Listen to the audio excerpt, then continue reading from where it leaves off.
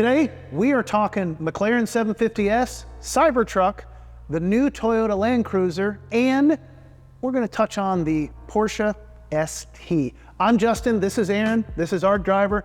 Before we go too much further, please subscribe for more great content like this. Let's talk Cybertruck, okay? All right. So we have to, because the producer said we need to, and we need something to talk about. What, have they actually produced the Cybertruck yet? Well, they I built to see one on the road. But they're actually building them. I saw a video where they're building them in the Gigafactory, but they're doing it kind of Rolls-Royce style and rolling the chassis around on a dolly.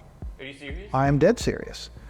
How do you think that bodes for the people who made their pre-orders? Well, I think the expectation is that it's going to be maybe 4 to 5 years before the majority of people start receiving their Cybertrucks. They are on the road. There's video footage of them out driving now.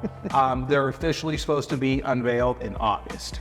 I just got to know, is there going to be a cyber boat to go along with the Cybertruck? Well, this big blocky boat that goes that you pull on your big Cybertruck? Let's hope so. There are a couple things that I do find interesting about the Cybertruck. One is the design. It's so far out there. I love it. Guys, it's a radical, cool design. I don't know about cool, but it's radical for sure. Right. It'll look like nothing else. The other thing I find interesting is that it is the truck with the largest bed that you can actually put in your garage, is what I read. So it's gonna have a 6-foot bed, but you can actually park it in a regular garage. So that's an interesting thing. So is it going to be a single cab? I think it is a single cab, or single and a half, maybe. Who knows? Well, I think it's 4 doors. Is it 4 doors? So there's footage of people driving these things around, and they're enormous, imposing, threatening, angry-looking trucks. And like how enormous? Are we talking like first generation Hummer enormous? They look that big, yeah. Wow. So Elon Musk is saying it's going to essentially out sports cars, and it's going to out trucks. So this is according to him. We know sometimes it can be a little far-fetched, but sometimes I agree. it's not. So what do we know about vehicles that are two things? They're not good at either one of them. Yeah, exactly. And so That's a good point. we'll see when they get on the street. When they're out there, hopefully we'll find someone that has one, and we'll actually give it a test together and see what we think about it. Yeah. So topic number 2 is the Mclaren 750. Now you chose this one, and I'm going to be frank with you, I could care less. Okay. I don't. McLarens, I won't say the only thing I like about McLarens, but one of the few things that really turns me on about McLarens is the paint. I think that they're doing paint like nobody else. I mean, if the paint is the best thing you like about a car, that doesn't say much about the car, at least from your perspective. No, I agree. I do like the style of the McLaren. I think it's nice. I don't know that the 750 is really that much different than the 720. It's not. So the 750 is actually only 30% different from the 720. Now, I think over the last few years, McLaren's styling has become too basic, too similar. All their cars kind of look the same. They look like now. Corvettes. They just look the same. But I do think the 750 is a beautiful, muscular-looking car. I thought the 720S was incredibly beautiful when it first came out, and I think this is a big improvement on it. So, kind of surprised to hear that you guys have no interest in the car, but I think it's neat. I wouldn't kick one out of bed for eating crackers, but at the same time, I just, like, if I had infinite money and infinite space, Right. I don't know that I would pick a McLaren. Yeah, no, I think all of us would agree that we would prefer a Porsche first, but it's just... But I'd even put a Ferrari second in there, so. I mean, sir. Next topic, one I absolutely don't care about, just kind of in general, the Toyota Land Cruiser, Japanese cars, who cares? What? I'm serious. Dude, Japanese make some of the best cars. No, they don't. Yes, the 4Runner. I mean, okay, all right. 4Runner's badass. Don't care. What else you got? Supra. Don't care. 40 an RX-7. Like them, but don't care. Yeah, FeatureJet RS7. Yeah, owned them, just still don't care now. I mean, They make RX-7 anymore, though. they don't. They make the RX-8, which is infinitely worse, right? But Fair. I can't tell you why I don't care about Japanese cars, but it's just something that I don't care. All right, well, is it because you lived in Japan for 4 years? No, that it's because- you saw too much when you were 20s. That you It's, don't like Japanese frankly, it's because their design language is very, very boring to me. The NSX, just like the McLaren, looks like a Corvette. Wait, what about the GTR, the Nissan GTR? Yeah. Don't care. I mean, that's what it is. All right, well, let's get back to the vehicle again here. Okay, yeah. This is the new Land Cruiser. Land Cruiser. So back in 2021, the Land Cruiser was enormous and ugly, and it was about $100,000. And Toyota said they weren't going to sell it in America anymore. Okay. So just this last week, they've announced that they've got this new refresh Land Cruiser. It is a much more capable off-road car. Instead of being $100,000, they're you can buy one for $55,000, one for $60,000. That's better than 100 for sure for an ugly car that no one cares about. So I like that. Okay. But I will say they're calling it retro-ish. Did you see the appearance? I did. So one of the things that I saw in the Car and Driver article I read is they had it next to one of the early 60s Land Cruisers and then the modern ones. And frankly, I don't think that's a fair comparison. If this compares to anything, it's to the 80s bigger square wheels. So I personally think what happened here is they saw Ford, the bringing back the Bronco. Oh, man, it looks like serious. It looks so much like the Bronco, but it's probably going to be an extremely capable vehicle. So I think it's exciting that they brought it back. And I think it's great that it's no longer a $90,000 or $100,000 I'd agree. land rot. I do think that even aside from this topic, these SUVs have gotten very, very expensive for the average person. I've always liked the Land Cruiser, and I like Japanese vehicles. I like the Lexus LS400. I had one of those. I have a 4Runner.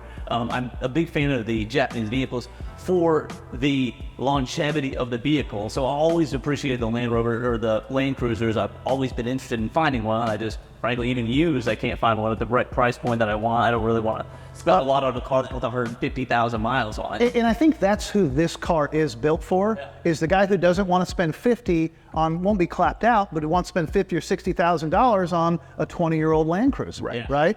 It's an interesting idea. The re-retroization, I think, is great from a design standpoint. Bronco, Mustang stays retro. This is a retro car. So I like that part of it because I think design has really been lacking in the past few years in some of these cars. So we'll see once they're on the street. I'm sure we'll have one around here soon. So McLarens, who cares? Nickels, I can take it or leave it. But for that kind of money, the car I'm looking for is the new Porsche 911 ST. Same. So I know that you made a video about this car and didn't get a whole lot of great response. So yeah, I made multiple videos about this car. This car has been testing for about 2 years now, and I was the very first person to come out and say this was going to be a GT3 RS with a manual transmission, essentially the touring version of the GT3 RS. I got a lot of angry and hateful comments for saying that, but that's exactly what it is. And I mean, this is like the ultimate dream 911. They stuck their most powerful engine. They put it in a sleeker, more subtle body, and it actually weighs a lot less than the regular GT3 touring. So it's extremely powerful, manual transmission, extremely lightweight. Right, this is the lightest 911 you can buy. Yes. So what are the odds any of us can get one? None at all.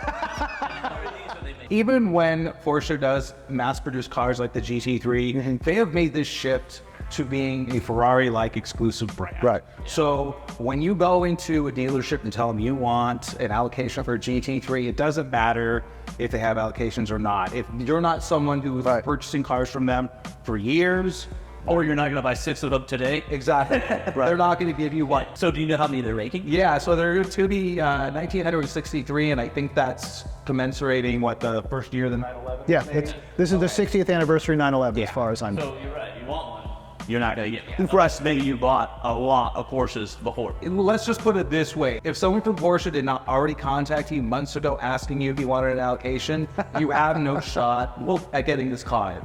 Maybe you have a shot. If you go in and buy 6 Porsches at one time, they'll probably give you an allocation for one of them. And it'll be interesting to see what this car does on the used car markets, because I think I saw people listing GT3 RSs for like sure. 800,000. It's going up, man. None of these Porsches that anybody's buying, the GT3, CRSs, even the cars, it doesn't matter. I mean, they take delivery at 180, 200, they're selling it for 300, 350. Well, the sticker's already 300. I'm wondering if this car will be listed for $1 million.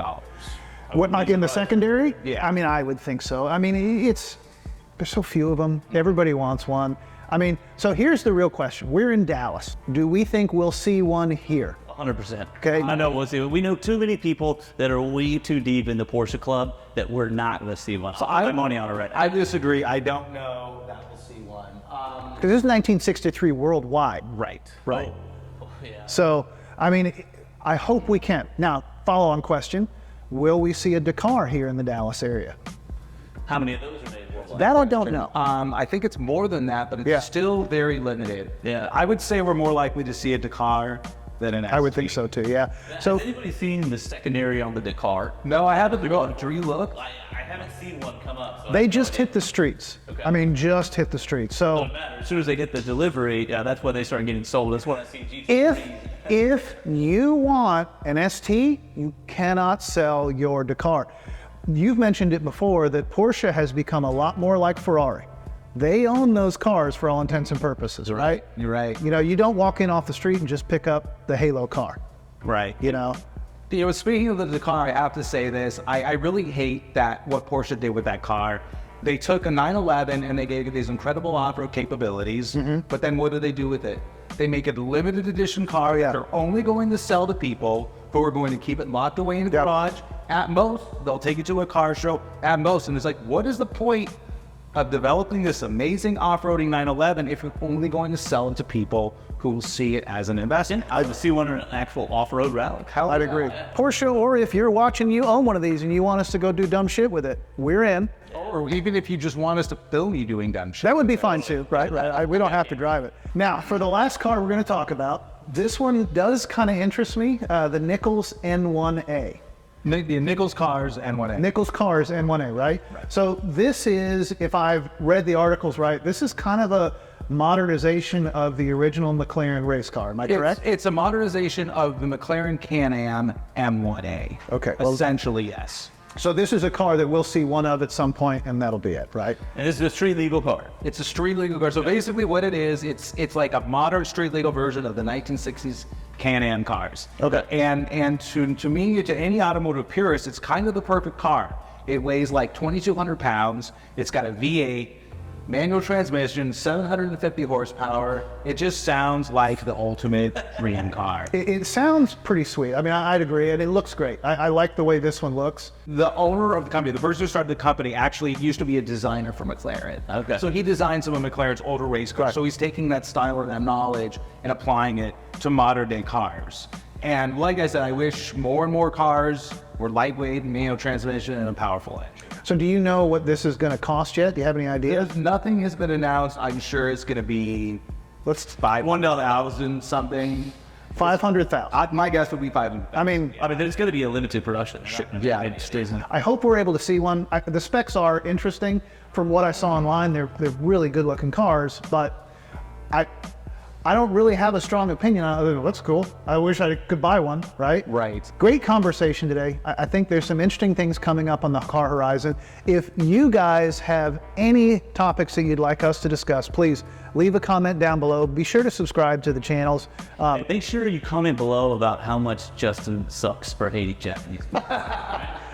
Yeah, I'm not xenophobic. I just don't care. It's not that I hate them. That implies that I care. Right. I just don't care. Listen, there's people who only like Japanese cars. Right. They don't like anything else. More power to them. And there's plenty of people that I've met who told me that I wouldn't buy a Porsche if you gave it to me. I don't believe that. Thanks again for watching. Please subscribe, and we'll see you next time.